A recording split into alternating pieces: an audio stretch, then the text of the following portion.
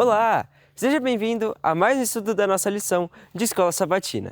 Hoje eu venho fazer um convite para você que já teve o desejo de estudar essas lições junto com outros irmãos. Saiba que isso é possível. Todos os sábados, às 9 da manhã, através do Zoom, alguns irmãos do nosso movimento se reúnem para estudar o conteúdo dessas lições. E você é nosso convidado especial. Não deixe de participar. Entre em contato conosco através das nossas redes sociais, do nosso número de WhatsApp. Que Deus abençoe muito você e bom estudo! Olá, seja bem-vindo. Estamos aqui para dar continuidade ao estudo da lição de Escola Sabatina, o tema geral desse semestre, o escolhido, do nascimento à tentação no deserto, se desdobrando então nessa primeira faixa da história de Jesus. E teremos então estudos aprofundados sobre cada etapa da trajetória de Nosso Senhor Jesus Cristo aqui nessa terra. As primeiras lições nos trarão então um panorama geral sobre justamente o cenário histórico também. Vimos na primeira lição sobre o tema do Deus conosco, justamente o plano da redenção encerrado diante de nós, a revelação então daquele mistério oculto desde os séculos, vindo à tona todo esse propósito divino, esse propósito amoroso de resgate do ser humano das mãos do inimigo, libertando então do pecado e do mal. A lição de número 2, então, que é o nosso estudo, povo eleito, tem o verso áudio. Porque eu bem sei os pensamentos que têm a vosso respeito, diz o Senhor, pensamentos de paz e não de mal, para vos dar o fim que esperais. Jeremias 29:11, palavras então dirigidas ao povo de Israel. Apesar de Jeremias prever o cativeiro babilônico, falar que eles tinham que submeter ao rei da Babilônia, que era propósito de Deus afligir o seu povo naquele momento, devido à infidelidade deles, mas que haveria o quê? Retorno para aquela terra depois dos 70 anos, e Deus então mostra a sua misericórdia e ilustra de maneira didática para Israel que os pensamentos dele, na realidade, era de restauração, de recuperação daquele povo. Então, justamente, Israel questionava muitas vezes esse aspecto, né? Mas estava em engano. Israel, então, questionando que quando eles serviam aos outros deuses, aparentemente havia mais prosperidade. E quando servia a Deus, aflições, né? Então, essa percepção, até hoje, em nossos dias, muitos acabam se apegando. Mas tenhamos certeza que os pensamentos de Deus a nosso respeito também são pensamentos de paz, não de mal. E Ele quer dar um bom termo, um bom fim para nós, que possamos ouvir a voz do Espírito Santo nesse sentido. A primeira pergunta nos diz assim: o que o povo judeu aguardava ansiosamente? Para que missão Deus chamou o povo hebreu? Provérbios, capítulo 6 e o verso 23. Porque o mandamento é lâmpada e a lei é luz, e as repreensões da correção são o caminho da vida. Vamos ler agora no Desejar de Todas as Nações, na página 27 ou na 15 na versão digital, e também na sequência Testemunhos para a Igreja, volume 5, página 454. Por mais de 1000 anos, aguardara o povo judeu a vinda do Salvador. Nesse acontecimento, fundamentara suas mais gloriosas esperanças, no cântico e na profecia, no ritual do templo e nas orações domésticas, haviam envolvido o seu nome. Entretanto, por ocasião de sua vinda, não o conheceram. O bem-amado do céu foi para eles, como raiz de uma terra seca, não tinha parecer nem formosura, e não lhe viam beleza nenhuma para que o desejassem. Veio para o que era seu e os seus não o receberam. Todavia, Deus escolhera Israel. Ele o chamara para conservar entre os homens o conhecimento de sua lei e dos símbolos e profecias que apontavam ao Salvador. Desejava que fosse como fonte de salvação para o mundo. O que Abraão fora na terra de sua peregrinação, o que fora José no Egito e Daniel nas coisas de Babilônia, devia ser o povo hebreu entre as nações. Cumpria-lhe revelar Deus aos homens. O Senhor chamou seu povo de Israel e separou do mundo a fim de poder-lhes confiar um sagrado legado. fê-los depositários de sua lei, e era seu desígnio conservar por meio deles entre os homens o conhecimento de Deus. Por eles devia a luz do céu brilhar até aos lugares mais escuros da terra, e fazer-se ouvir uma voz, chamando todos os povos a se voltarem da idolatria para servir ao Deus vivo e verdadeiro. Houvessem os hebreus sido fiéis a esse legado e teriam sido uma força no mundo. Deus teria sido sua defesa e os haveria exaltado acima de todas as outras nações.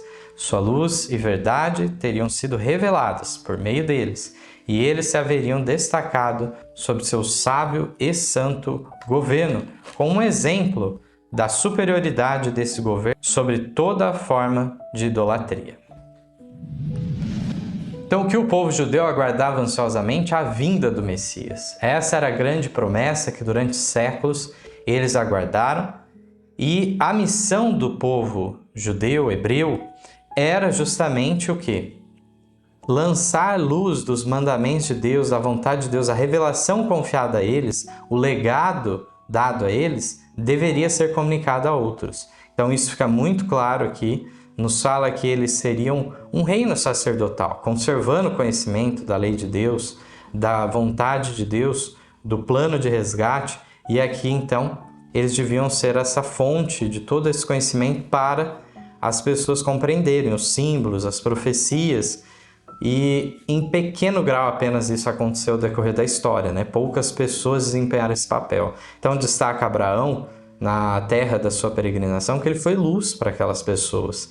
José foi luz, Daniel foi luz, mas o povo hebreu, de modo geral, entre as nações, muitas vezes ele, ou por um lado, acabou se conformando com os costumes e as más práticas dos seus vizinhos, se igualando a eles e não se diferenciando, ou então se cerraram mais adiante no exclusivismo, e aí então também a luz não chegava às outras pessoas. Tudo isso nós vamos ver em detalhes aqui ao decorrer da lição que nós vamos estudar. Mas aqui nos deixa bem claro então que o Senhor tinha esse propósito de exaltar a nação israelita diante de todos os outros poderes, né? E ver a superioridade daqueles princípios eternos que vieram de Deus e que trariam então fortalecimento em todos os aspectos então daquele povo. Mas, como já mencionamos, apenas em pequeno grau os israelitas cumpriram o propósito que Deus tinha para com eles.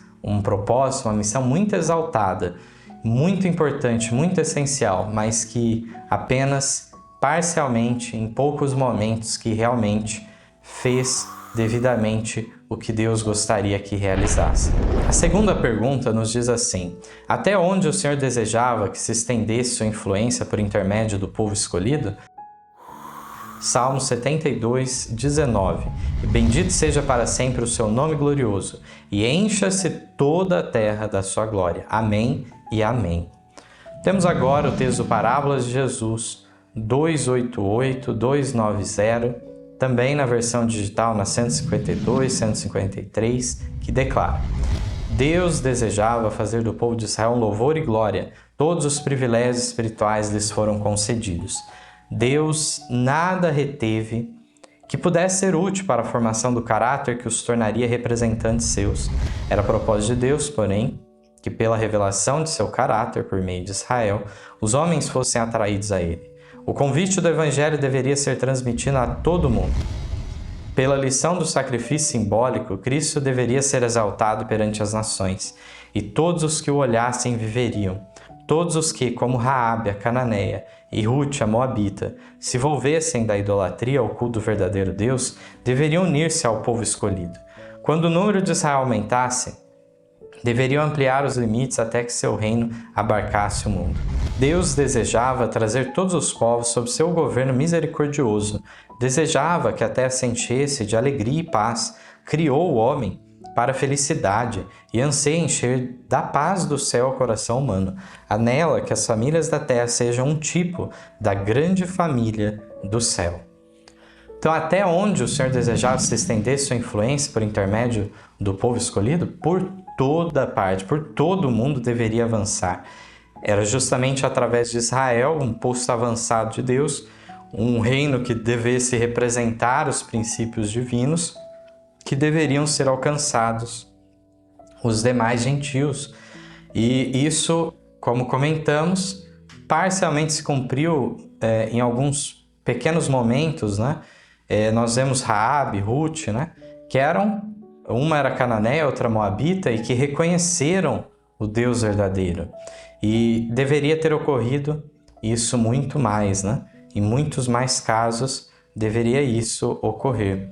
O sacrifício, então, que eles faziam tinha, no final das contas, uma conotação diferente do que os pagãos realizavam, que era a questão de aplacar a ira dos deuses. Mas nesse caso era um simbolismo que, na verdade, o próprio Deus um dia viria, se encarnaria para resolver o problema do pecado. Ele tomaria a culpa que era nossa. Então o sacrifício era um simbolismo desse mediador, justamente, que resolveria a situação. Agora, indo para a terceira pergunta, que preciosas promessas lhes foram dadas, infelizmente, no que em grande medida fixaram suas esperanças? Desejado, página 27 e 28, na vocação de Abraão, Deus dissera: abençoar-te-ei, e tu serás uma bênção, e em ti serão benditas todas as famílias. Gênesis 12, 2 e 3. O mesmo ensino foi repetido pelos profetas.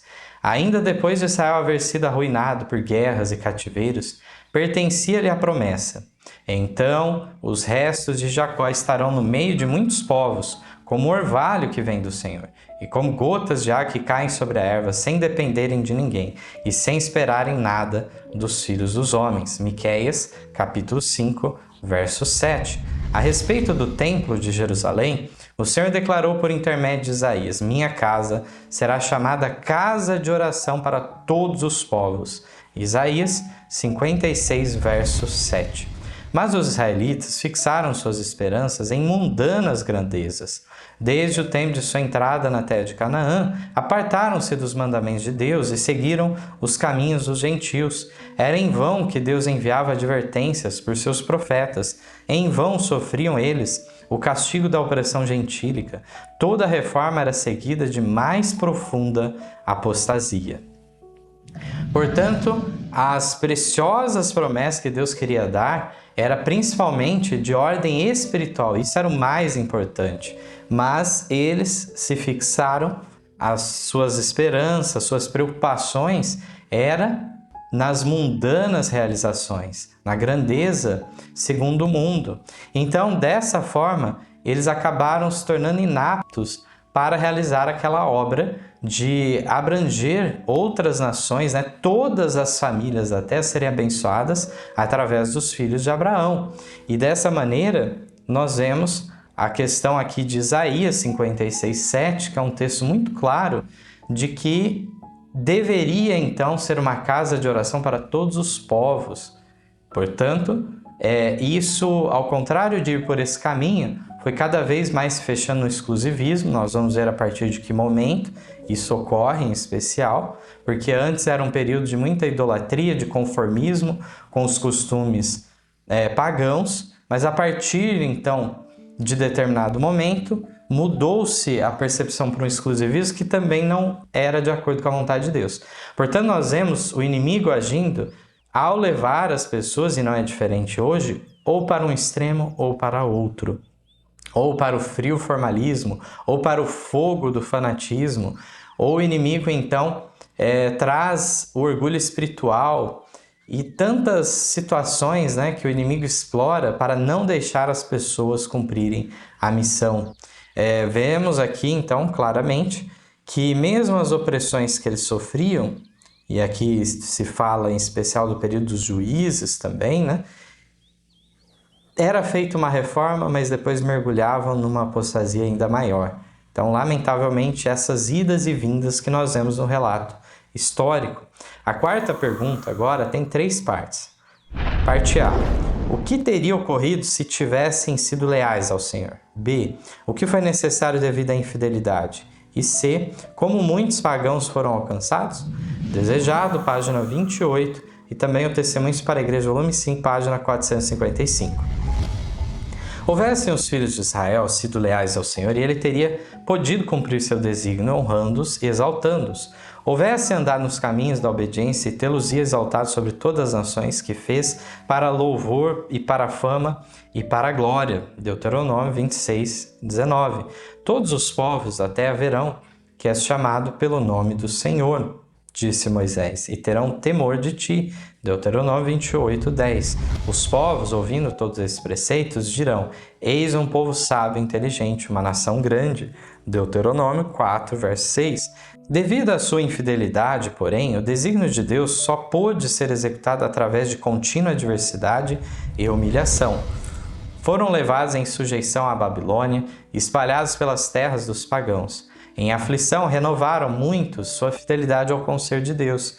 Enquanto penduravam suas harpas nos salgueiros e lamentavam o santo templo posto em ruínas, a luz da verdade brilhava por meio deles e difundia-se entre as nações. O conhecimento de Deus, o pagânico sistema de sacrifícios, era uma perversão do sistema que Deus indicara, e muitos dos sinceros observadores dos ritos pagãos aprenderam dos hebreus o significado do serviço divinamente ordenado, apoderando-se com fé da promessa do Redentor. Na aflição, muitos deles se arrependeram de suas transgressões e buscaram ao Senhor. Dispersos pelos países dos gentios, disseminaram largamente o conhecimento do verdadeiro Deus. Os princípios da lei divina entraram em conflito com os costumes e práticas das nações. Os idólatras buscaram esmagar a fé verdadeira. Em sua providência, o Senhor pôs seus servos, Daniel, Neemias e Esdras, face a face com reis e governadores, para que esses idólatras tivessem a oportunidade de receber a luz. Assim, a obra que Deus dera a seu povo na prosperidade dentro de suas fronteiras, mas que fora negligenciada devido à infidelidade, teve de ser por eles realizada em cativeiro, sob grande provação e dificuldades. O que teria ocorrido, então, se eles tivessem leais ao Senhor? O Senhor tinha exaltado, honrado eles sobre todas as nações. Aqui fala que as pessoas das outras nações veriam aquele povo e reconheceriam que eles eram sábios, inteligentes, iriam querer copiar o modelo deles. Mas a infidelidade ocasionou uma mudança na forma com que eles iriam cumprir, em partes, o planejamento divino. Então, é através da adversidade, da humilhação, que eles deveriam fazer essa obra. É interessante isso porque não é diferente hoje com o povo de Deus, com a Igreja de Deus dos últimos dias. Aquilo que deixarmos de fazer enquanto há tempo de paz e prosperidade, não vamos ficar livres de fazê-lo, mas terá que ser feito em tempo de perseguição, embaixo da maior aflição, mas terá que ser realizado. Mas que possamos remir o tempo e ter esse pensamento de justamente avançar, aproveitar as oportunidades que em grande parte dos países desse mundo ainda há liberdade de ação e dessa forma, então, procurar propagar o Evangelho. Cada vez mais as coisas se complicando e justamente Deus tem o propósito, então, de abreviar em justiça o tempo. Mas deve haver a correspondência divina para tudo isso. Nós vemos então que de um jeito ou de outro, Israel revelou a lei de Deus, revelou os seus costumes. Agora, em grande parte, muitos então renovaram sua fidelidade ao conselho de Deus, foram luz entre as nações, pessoas então que viram então a questão. Interessante essa parte que fala que o sistema de sacrifícios que os pagãos tinham era uma perversão do que Deus tinha indicado para Israel. E nós vemos então que dessa forma a fé na promessa do Redentor, isso deveria ser destacado. Nós vemos que no caso de Nabucodonosor, por exemplo, ele foi informado disso tudo, né? De modo que ele já tinha ouvido falar do Filho de Deus, aquele então que deveria vir para ser o representante de Deus nesse mundo e o representando o homem para Deus, esse mediador, esse intermediário. Nós vemos que Nabucodonosor ficou sabendo desse prometido, né? Ele reconheceu essa questão. E aqui nós vemos que dispersa em vários países, né? Foi se dando luz a isso. E também Deus pôs em contato alguns dos seus servos diante de reis, governadores, para que a luz fosse difundida, eles tivessem a oportunidade de aceitar e inclusive cumprir o propósito do retorno de Israel para a sua terra, né? Aqui na quinta pergunta agora, nos fala assim: o que aconteceu com muitos judeus exilados? Desejado 28, muitos dos exilados sofreram perseguição, não poucos perderam a vida em virtude de sua recusa de violar o sábado e observar as festividades pagãs. Quando idólatras se levantaram para esmagar a verdade, o Senhor levou seus servos à presença de reis e governadores, para que estes e seu povo pudessem receber a luz. Repetidamente, os maiores reis foram levados a proclamar a supremacia do Deus a quem seus cativos hebreus adoravam. Então, fica de maneira bem patente na Bíblia, como exemplo disso, seja a fornalha ardente com os amigos de Daniel, depois Daniel na cova dos leões. Nós temos mais tarde também a experiência de Esther e Mardoqueu, o decreto de Ramã para dar cabo do povo judeu. Mas nós vemos então que não houve só bons momentos, prosperidade, houve esses aspectos, houve oportunidades, mas também houve perseguição. E essa perseguição foi dura, né? Mas muitos morreram como mártires. É isso que nós vemos: não observaram os festivais pagãos, não violaram o sábado. E aqui nós vemos que eles testemunharam dessa fé. E assim nós vemos justamente nesse aspecto que não adiantava Israel querer se tornar como as outras nações, querer fugir da sua missão, porque sempre eles foram encarados como diferentes dos demais, né? Ramã deixa muito claro isso no seu decreto, falando para o rei que justamente havia um povo com costumes, uma lei diferente, espalhado por todo. Eram pessoas, então, perigosas. Então, não é diferente os acontecimentos agora nos últimos dias. Não adianta o povo de Deus querer se conformar, ser bem aceito, tolerado, ou pode ser durante algum tempo, como aconteceu com os judeus. Na realidade, o povo de Deus passa por interlúdios, intervalos que realmente há paz, mas a via de regra há perseguição, há opressão de alguma forma contra a fé verdadeira. Então, dessa forma, nós devemos estar cientes disso tudo. A experiência que nós estamos vendo do povo eleito deve lançar luz para a nossa experiência hoje. Não é uma história morta, mas que possa trazer iluminação para nós hoje. A sexta pergunta, parte A, através do cativeiro de Babilônia, do que foram realmente curados? Parte B, lamentavelmente, qual era a motivação de muitos em obedecer a Deus? Parte C, quais ensinamentos foram mal interpretados? Desejado 28 declara: mediante o cativeiro de Babilônia, os israelitas foram realmente curados do culto de imagens de escultura. Durante os séculos que se seguiram, sofreram a opressão de seus inimigos gentios, até que se firmou neles a convicção de que sua prosperidade dependia da obediência prestada à lei de Deus. Mas com muitos deles, a obediência não era motivada pelo amor. Tinham um motivo egoísta. Prestavam a Deus um serviço exterior, como meio de atingir a grandeza nacional. Não se tornaram a luz do mundo, mas excluíram-se do mundo a fim de fugir à tentação da idolatria. Nas instruções dadas a Moisés, Deus estabeleceu restrições à associação deles com os idólatras. Estes ensinos, porém, haviam sido mal interpretados, visavam preservá-los contra as práticas dos gentios, mas foram usados para estabelecer uma parede de separação entre Israel e todas as outras nações.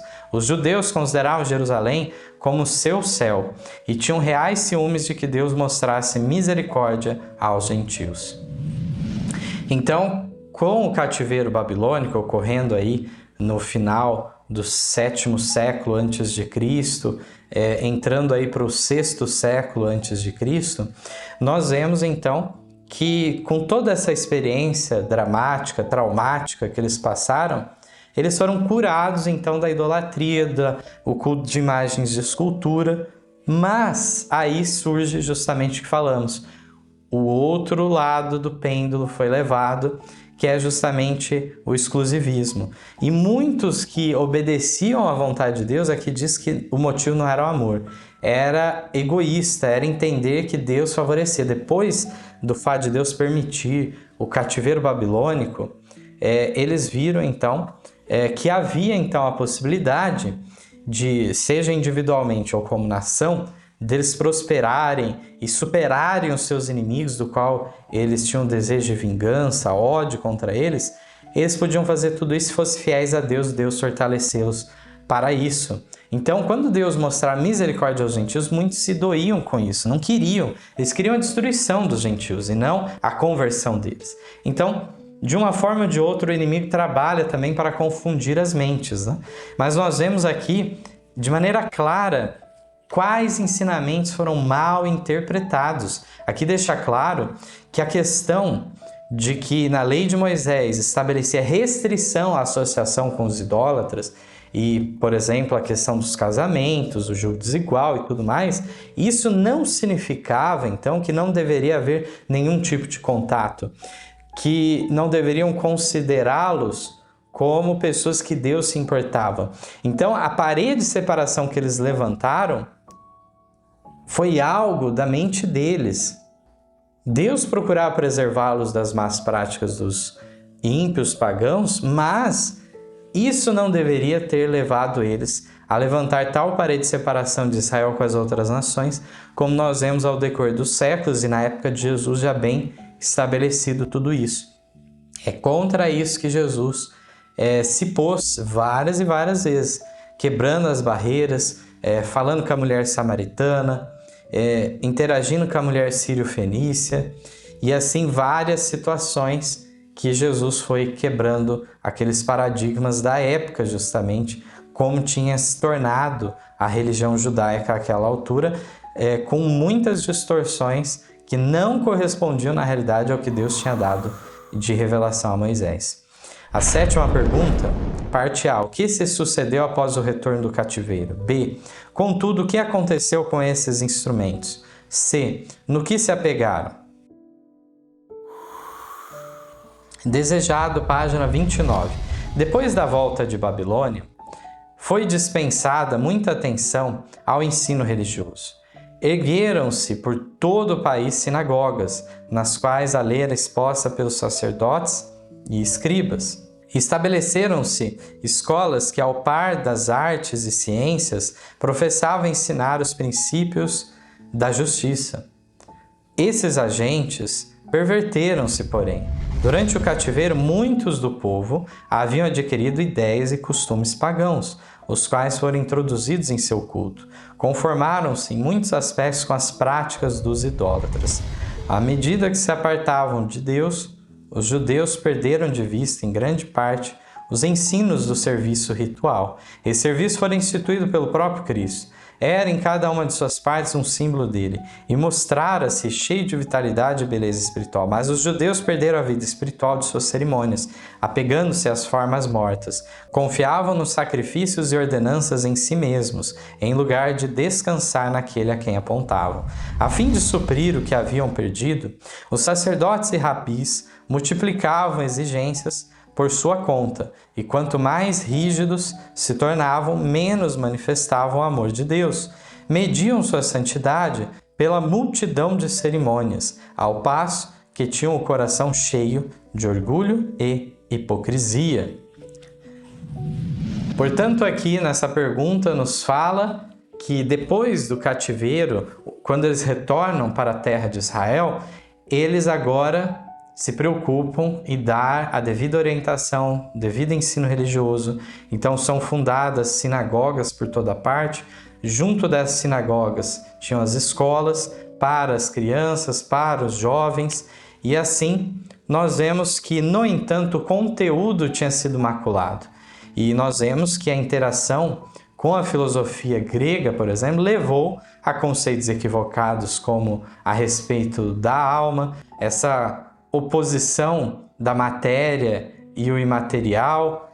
Então, tudo isso nós vemos que são ideias que eles adquiriram que não havia antes. E, portanto, esse ensino religioso já não foi puro, passado para as próximas gerações.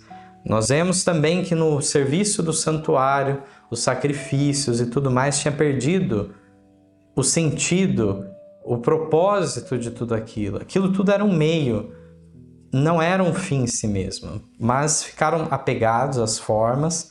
Então é aquele formalismo, né, que se estabelece, mesmo que não se saiba o porquê das coisas, mas mantém aquilo como um dever religioso muito solene, sério, importante. E nós vemos então que justamente aqui fala, mediam sua santidade pela multidão de cerimônias. Então é um ritualismo vazio, como aquilo tomasse o lugar de uma devida santidade da fé. Então, o coração cheio de orgulho e hipocrisia, mas exteriormente, então, um ótimo religioso. Mas em que aspecto? No aspecto cerimonial, ritual, de você estar presente em todas as festas, cumprir com exatidão tudo que era exigido. E aí não era só o que tinha sido estabelecido pela lei desde Moisés, mas aquilo também que ao decorrer do tempo foram agregando como tradição. Então aí que entra a questão, que eles começaram a desenvolver conceitos próprios da cabeça deles, que supostamente protegiam as ordenanças divinas. Então, justamente poderia ter sido uma bênção muito grande essa instrução religiosa, mas carecia de maior espiritualidade. A oitava pergunta: no que se tornou a observância da lei? De que forma foi preparado o caminho para ser rejeitado o Salvador? Desejado, 29. Com todas as suas minuciosas e enfadonhas imposições, era impossível guardar a lei. Os que desejavam servir a Deus e procuravam observar os preceitos dos rabinos arrastavam um pesado fardo. Não podiam encontrar sossego das acusações de uma consciência turbada. Assim operava Satanás para desanimar o povo, rebaixar sua concepção do caráter de Deus e levar ao desprezo a fé de Israel. Esperava estabelecer a pretensão que manifestara quando de sua rebelião no céu, que as reivindicações de Deus eram injustas e não podiam ser obedecidas. Mesmo Israel, declara ele, não guardava a lei. Ao passo que os israelitas desejavam o advento do Messias, não tinham um reto conceito da missão que ele vinha desempenhar. Não buscavam redenção do pecado, mas libertação dos romanos. Olhavam o Messias por vir como um conquistador, para quebrar a força do que os oprimia e exaltar Israel ao domínio universal. Assim estava preparado o caminho para rejeitarem o Salvador. Então, no que se tornou a observância da lei? Então, ela estava carregada tanto o aspecto moral da lei de Deus, como o aspecto ritual, o serviço do templo, o sistema levítico e tudo mais. Tudo isso foi misturado com os preceitos dos mestres, dos rabinos, com decretos humanos do Sinédrio, e não de fato o que estava nas Escrituras. Então, o que eles estavam precisando nessa época era um retorno ao sola Escritura. É esse conceito que precisava.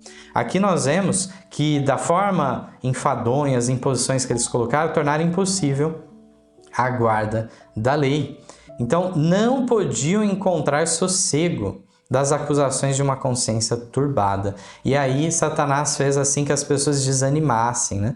E levassem a justamente ver o caráter de Deus de maneira equivocada. E muitos gentios também desprezarem a fé de Israel. Mas, mesmo os israelitas estavam perdendo de vista o devido caráter de Deus. Nós vemos aqui também. Então foi formado esse pesado fardo. E na segunda parte nos fala de que forma foi preparado o caminho para que quando Cristo viesse ele fosse rejeitado. Era uma falsa concepção também em relação ao Messias. O Messias então não era aquele libertador do pecado mais, mas o libertador da opressão romana. Era a glória humana que eles queriam, o domínio, a conquista universal, era esse o propósito que eles entendiam que a era messiânica traria, mas desconsiderando o papel de servo sofredor que o Messias deveria desempenhar, e em favor, então, que da expiação da culpa do pecado, algo essencial para a salvação, que eles estavam ignorando, mas que todo o serviço do santuário apontava para isso. Os sacrifícios apontavam justamente para a necessidade de um substituto divino para cumprir o propósito de libertar o ser humano da culpa do pecado. E também o ministério do Espírito Santo, então, deveria ser compreendido. A operação no coração, justamente da lei ser entronizada no coração e andarmos em novidade de vida. Tudo isso deveria ser apresentado, mas foi se perdendo o fio da meada disso tudo. A nona pergunta: como estava a nação no tempo do nascimento de Jesus? De que modo muitas vezes era obtido o cargo de sumo sacerdote? Desejado, página 30.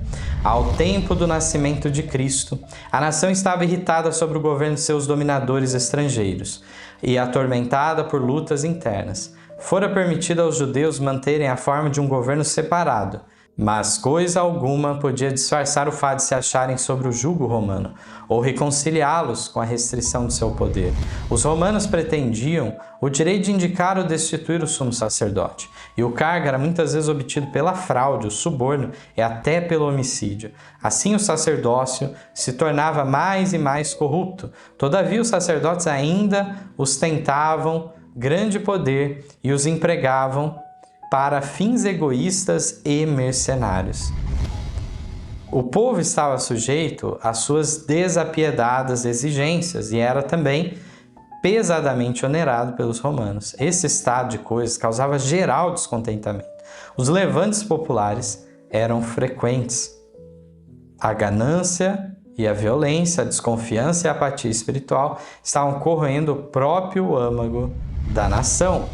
O ódio dos romanos, bem como o orgulho nacional e espiritual, levaram os judeus a apegar-se ainda rigorosamente às suas formas de culto. Os sacerdotes tentavam manter reputação de santidade mediante escrupulosa atenção às cerimônias religiosas. O povo, em seu estado de trevas e opressão, e os príncipes, sedentos de poder, ansiavam a vinda daquele que havia de vencer seus inimigos e restaurar o reino a Israel. Eles tinham estudado as profecias, mas sem percepção espiritual. Esqueciam, portanto, os textos que apontavam a humilhação do primeiro advento de Cristo e aplicavam mal os que falavam da glória do segundo. O orgulho lhes obscurecia a visão, interpretavam a profecia segundo seus desejos egoístas. Portanto, aqui nós vemos claramente como estava a nação de Israel na época já do nascimento de Jesus. Levantes populares eram frequentes, vários acontecimentos nesse sentido. A questão do cargo do sumo sacerdote aqui foi destacado, que era envolto em muita corrupção. Muitos conseguiram esse cargo, que era indicado ou justamente permitido, por Roma, e também Roma, no momento que quisesse destituir aquele sumo sacerdote. Então, esse cargo envolvia uma questão política muito intrincada e aí envolvia o quê? Fraude, suborno e, em alguns casos, até homicídio. Assim, então, nós vemos que o líder máximo da nação, o sumo sacerdote, aquele que deveria zelar pelo aspecto espiritual, era um líder também político nessa época, um líder civil, visto que não havia reis mais em Israel nesse período. Eles tiveram maior autonomia do que muitos povos no estabelecimento das leis, a autonomia que o Sinédrio tinha, que era uma corte de justiça e também de conselho. Então nós vemos que, apesar das dificuldades da opressão dos altos impostos, que havia, mas, por outro lado, também havia muitas vezes muito mais favor aos judeus do que para outras nações nesse período. Mas nada disfarçava o fato de que eles estavam submetidos. E justamente isso causava descontentamento. O cobrar dos impostos, a questão, então, das exigências das autoridades religiosas no campo religioso e até também dos impostos do templo. Tudo isso não havia piedade. Aqui fala, o povo estava sujeito às suas desapiedadas exigências. Então, o povo estava sendo explorado por toda parte, havia essa irritação e então o sumo sacerdote e em grande parte daqueles líderes da nação havia grande corrupção, mercenarismo, egoísmo, ganância, violência. Tudo isso estava descorroendo a nação. E aqui destaca, então, que, no entanto, eles tinham, além do ódio aos romanos, muito orgulho nacional e espiritual. E aí, cada vez mais, eles se apegavam às formas de culto. Então, cada vez mais, as cerimônias, o que era exterior, era carregado de mais detalhes, de mais imposições. Mas isso não substituía, não dava lugar a uma operação no coração de ser transformado. Então isso de nada adiantava. Então, dessa maneira, em meio a essa ansiedade por ler as profecias e querer a restauração do reino de Israel e uma melhor situação e até uma vingança, contra os inimigos, eles esqueceram que os textos referentes ao primeiro advento de Cristo apontavam o Messias que seria então em humilhação. E justamente só viam aquelas que falavam de glória do segundo advento. Mas as profecias que apontavam para a humilhação do Messias, eles não viram. Foi obscurecida a percepção, então, espiritual. E agora, para a última pergunta, de número 10. Após o último rei de Judá, na época de Babilônia, seria permitido por Deus que tivesse outro rei, senão o Messias? Qual profecia se cumpriu, afinal? Muito interessante essa reflexão que nós encontramos em Profetas e Reis 451, na digital 230. O dia de ajuste final tinha chegado para o profano e ímpio príncipe Zedequias. Tira o diadema, o Senhor decretou, e levanta a coroa. A Judá não seria mais permitido ter um rei até que Cristo mesmo estabelecesse o seu reino. Ao revés, ao revés, ao revés, aporei. Foi o edito divino com respeito ao trono da casa de Davi. Ela não será mais, até que venha aquele a quem pertence de direito, e a ele a darei. Ezequiel, capítulo 21, os versos 25 a 27.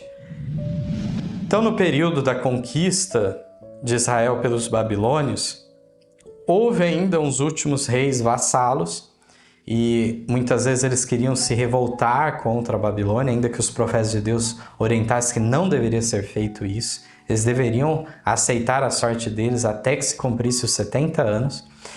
Mas muitos se revoltavam, pioravam a situação ainda mais, e o último destes foi Zedequias, que foi chamado de profano e ímpio príncipe. Esse foi o último rei. E a profecia, então, determinava: tira o diadema, levanta a coroa, e não deveria ser colocada essa coroa em outra pessoa. Então, Deus não permitiu, e a profecia tinha apontado para isso, e Israel estava ciente, por isso que aí nós vemos nesse período, como comentamos, quem é o principal líder? O sumo sacerdote. Mas esse deveria ser o líder no aspecto eclesiástico, espiritual, religioso, na direção do serviço do templo, mas acabou somando uma autoridade para além do que era sua competência original. E aí nós vemos aqui justamente essa situação, todo esse período sem rei durante 600 anos.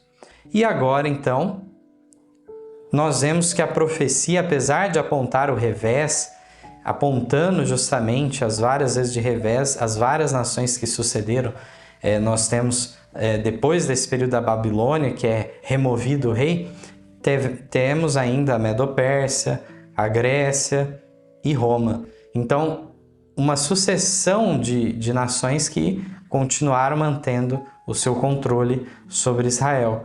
Períodos mais positivos na Pérsia, mas houve perseguição mesmo no período persa.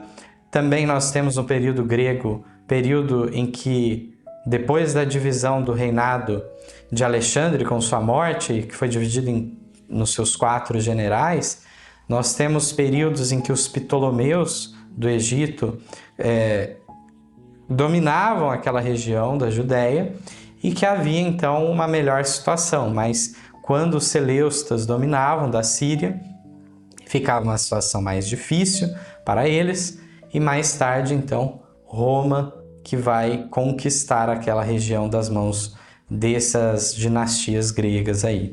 Então, nós vemos aqui na sequência que haveria revés, não haveria recuperação da figura do rei ao haver essa transição dos reinos, mas que haveria sim a promessa do Messias, que vinha da descendência da casa de Davi.